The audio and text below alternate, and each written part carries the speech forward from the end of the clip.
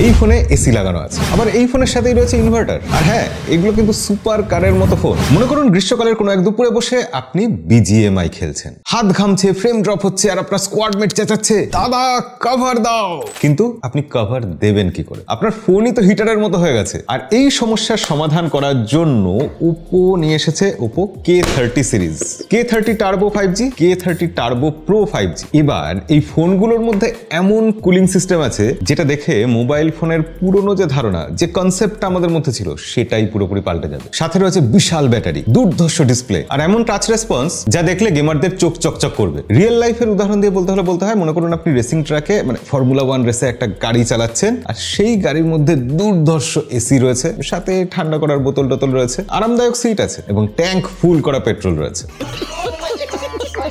কি এসব বলে লাভ নেই, আসল কথা বলবো? তাহলে আসল কথা শুনুন। প্রথমেই ডিজাইনের কথা বলি। এই ডিজাইনের মধ্যে একদম একটা গেমিং ভাইব রয়েছে। দেখতেই পাচ্ছেন এই সিলভার নাইট কালারটা দেখলেই মনে হবে আয়রন ম্যানের আর্মার কেটে একটা ফোন বানানো হয়েছে। আর এই purple Phantom cyber punk cinema থেকে এক খাপলা ভাইব তুলে আনা হয়েছে, এরকম লাগবে। আর একটা থার্ড কালার হলো মিড নাইট ম্যাভরিক, সেটা মনে হবে যেন ব্যাটম্যান লুকিয়ে ওই ফোনটা ব্যবহার করে। এবার এই প্রো মডেলের ফোনটাতে 8টা কালারের ব্রিদিং লাইট রয়েছে। রাতে গেম খেললে মনে হয় না ফোনটা নিজেই একটা নিঃশ্বাস প্রশ্বাস নিচ্ছে, যেন একটা আলাদা জ্যান্ত প্রাণী। এই পিছনে যে ফ্যানের চারদিকে রিংটা রয়েছে না, এটা টার্বো লুমিনাস রিং। আর এই দেখুন নন প্রো ফোনটাতেও কিন্তু টার্বো লুমিনাস রিংটা রয়েছে। বিভিন্ন সময় এটাও রং চেঞ্জ করে, বডি গ্লাসেরই, কিন্তু এটা high strength crystal shield glass.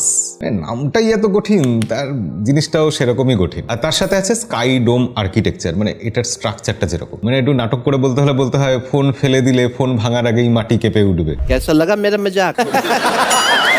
আর তার সাথে বাড়তি আরো যোগ হয়েছে IPX7, X8, X9, মানে সব রকম IP রেটিং। মানে ফ্যান থাকা সত্ত্বেও বৃষ্টিতে ভিজলেও ফোন চালু থাকবে। এবার যেহেতু এই দুটো গেমিং ফোন, তাই সবার আগে বলতে হবে, না ফ্যান নয়, ফ্যানের কথা তো বলবোই, কিন্তু সবার আগে বলতে হবে এই ফোন দুটোর প্রসেসরের কথা। K13 টার্বো প্রো এই ফোনটাতে রয়েছে Qualcomm Snapdragon 8s Gen 4 processor. এই প্রসেসরের AnTuTu স্কোর 22 লাখের আশেপাশে। তার মানে আবার K13 টার্বো যেটা নন প্রো ফোন, সেটাকে আবার কম ভেবে নেবেন না। এখানে রয়েছে মিডিয়াটেকের ডায়মেনসিটি 8450 প্রসেসর, এটারও AnTuTu স্কোর বেশ ভালো, 17 লাখের আশেপাশে। সোজা কথা, দুটো ফোনে কিন্তু ফ্ল্যাগশিপ লেভেলের পারফরমেন্স দেবে। কিন্তু এই প্রো মডেলটা না, এটা গেমারদের জন্য আলাদাই একটা ম্যাজিক। জেনশেন ইম্প্যাক্টের মতো গেম 120 FPS এ খেলেও আমরা দেখলাম ফ্রেম ড্রপ হচ্ছে না। মানে সোজা কথা, এই দুটো ফোনে যদি আমরা গেম প্লে করি, যেরকম আমরা দেখেছি এক্সপিরিয়েন্স, যেরকম ল্যাগ স্টার্টার, যেসব পুরোনো কথাগুলো আমরা বলতাম, সেই সব কথাগুলো বলার আর কোনো প্রয়োজন নেই। একদম স্মুথ মাখনের মতো চলছে। যে কোনো কঠিন টাস্ক একে দিয়ে দিন, হ্যান্ডেল করে নেবে। মাল্টিটাস্কিং হোক, ভিডিও কল হোক, লাইভ স্ট্রিমিং করা হোক, অথবা কোনো রেকর্ডিং করা হোক,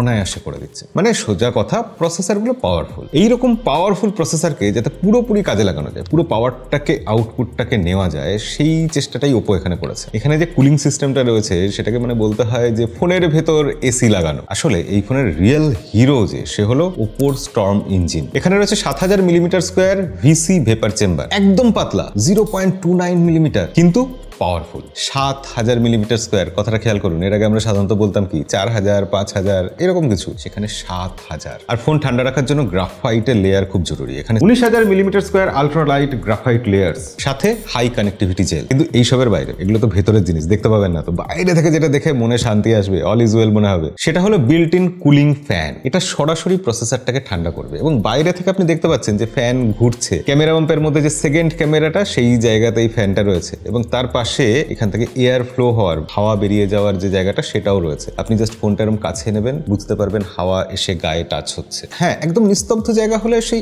আওয়াজটাও পাওয়া যাচ্ছে। সেটা অনেকের কাছে পছন্দ নাও হতে পারে অবশ্য, তবে গেমিং এর সময় এই ফ্যানটা না 2 থেকে 4 ডিগ্রি টেম্পারেচার কমিয়ে দেয়। এবার একটা জিনিস ভাবুন, কুলিং ফ্যান দেওয়ার ডিসঅ্যাডভান্টেজটা কি, সব থেকে অসুবিধা কোথায়, কেন কোম্পানি দেয় না? কুলিং ফ্যান দেওয়া মানে ফোন ওয়াটার ড্যামেজ হওয়ার একটা রাস্তা খুলে দেওয়া। কিন্তু ওপো এই প্রথমবারের মতো ওয়াটারপ্রুফ কুলিং ফ্যান নিয়ে এসেছে। কিভাবে পসিবল আমি এটা জানি না, কিন্তু জিনিসটা দুর্ধর্ষ। রিয়েল লাইফ উদাহরণ দিলে বলতে হয় যে, মনে করুন আপনি জিমে গেছেন, 2 ঘন্টা ধরে খুব জিম করলেন, কিন্তু আপনি একটু ঘামলেন না। এখানে গেমিং এক্সপিরিয়েন্সটা এক্স্যাক্টলি ওই রকমই হতে চলেছে। কি বেশি বলা হয়ে যাচ্ছে? আচ্ছা, তাহলে আমরা পরের পোর্শনে আসি। ডিসপ্লে। দুটো ফোনেই রয়েছে 6.8 ইঞ্চি অ্যামোলেড ডিসপ্লে এবং ফ্ল্যাট ডিসপ্লে। অনেকেরই কার্ভ ডিসপ্লে পছন্দ হয় না, তাদের জন্য flat display. 1.5K resolution, 1600 nits pick brightness, মানে ডিসপ্লে ভালো হওয়ার জন্য যা কিছু লাগে আর কি। ওই 120 হার্টজের refresh rate, 10 bit colour depth. তবে এখানে যে HDR লেভেলের ভিজুয়াল গুলো রয়েছে না, মানে গেমের ঘাস, মেঘ, গুলি যে গ্রাফিক্সগুলো দেখা যায় সেগুলো দেখে কিন্তু একদম জীবন্ত লাগছে। তবে যারা গেমার তারা এইসব নিয়ে অতটা মাথা ঘামান না, তাদের মূল চিন্তা হচ্ছে টাচ রেসপন্স কিরকম। ওপো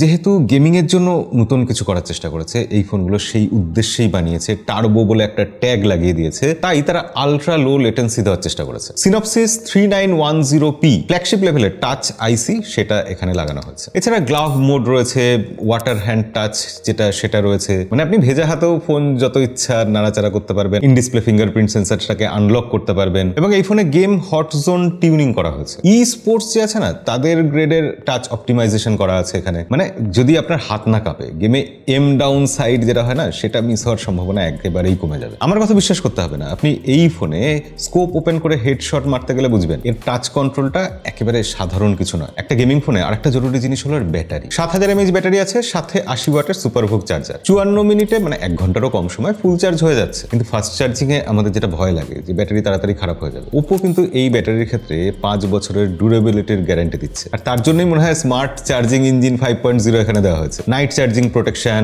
এক্সট্রিম ঠান্ডা জায়গায় চার্জিং, যেগুলো সেই সব ব্যাপারগুলো ওপো সবসময় রিসার্চ অ্যান্ড ডেভেলপমেন্টে অনেক খরচা করে, তাদের ফোনে এই সব জিনিসগুলো থাকে। আমি এর আগেও নোটিস করেছি, আপনাদের বহুবার বলেওছি। আর যেহেতু এটা গেমিং ফোন, বাইপাস চার্জিং তো থাকতেই হতো, মানে গেম প্লের সময় চার্জ সরাসরি মাদারবোর্ডে যাবে, ব্যাটারি গরম হবে না। এই গরম না হওয়ার ব্যাপারটাকে ওপো এতভাবে এখানে ইমপ্লিমেন্ট করার চেষ্টা করেছে না। কিন্তু গেমিং এর সময় যে জিনিসটা আমার মনে হয় সব থেকে আন্ডাররেটেড, সেটা হচ্ছে অডিও। এমনিতে খুব ইম্পর্টেন্ট, কিন্তু আমরা ওটাকে অতটা গুরুত্ব দিই না। ওপো এখানে ডুয়েল স্টুডিও স্পিকার দিয়েছে, তার সাথে সাথে ও রিয়েলিটি অডিও দিয়েছে, কারণ এখানে রয়েছে foot step enhancer. FPS gaming এর ক্ষেত্রে অপোনেন্টের লোকেশন আর আন্দাজে বুঝতে হবে না, পায়ের শব্দেই বুঝে নিতে পারবেন। মানে এই ফোনটা আপনার কাছে আছে মানে গেমিং এ আপনার কাছে বেশ কিছু অ্যাডভান্টেজ আগে থেকেই থাকলো। এছাড়া সাইলেন্ট লঞ্চ রয়েছে, মানে আপনি ধরুন কোনো মিটিং এ আছেন, ক্লাসে বসে আছেন, তো সেই সময় চুপি চুপি গেম প্লে করা যাবে। শুরু থেকেই ফোন কোনো আর চিৎকার চেঁচামেচি করবে না। এছাড়া হাইলাইট যাতে মিস না হয় তার জন্য ওয়ান ট্যাপ রিপ্লে অপশনও এখানে আছে। কিন্তু একটা গেমিং ফোন, তাতে তো ক্যামেরা তো আছেই। ক্যামেরাতে কি হচ্ছে, ওপো K30 টার্বো প্রো যে ফোনটা, সেখানে 50 মেগাপিক্সেল ওয়াইএস ক্যামেরা আছে, প্লাস